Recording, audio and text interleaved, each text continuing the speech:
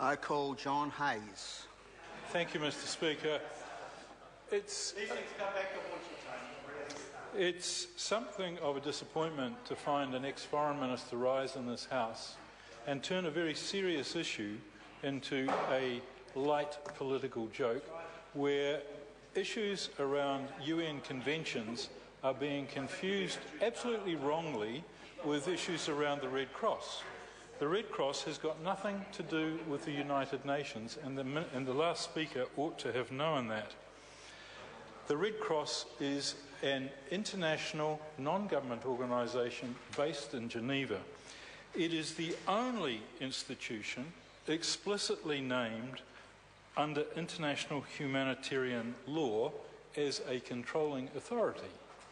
But to link the United Nations and the Red Cross and then to accuse Mr. Ryle, as he has done, is absolutely wrong and simply a demonstration of cheap politics.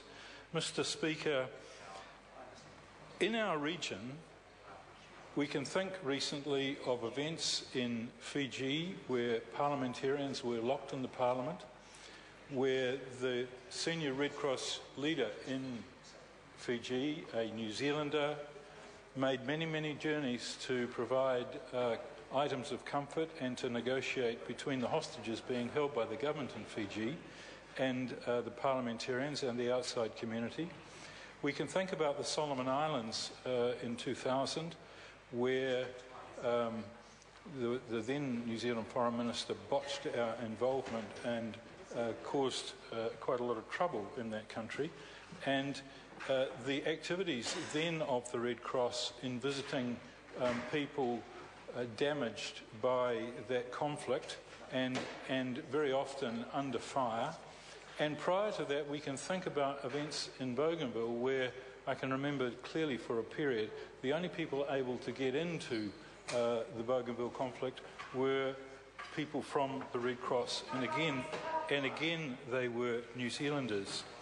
Mr. Speaker, what I'm saying to you is that it's really important to support the role conducted by the Red Cross, and the government back in 2007 could have moved quite quickly, if it wished to, between 2007 and 2009 and given effect to this legislation.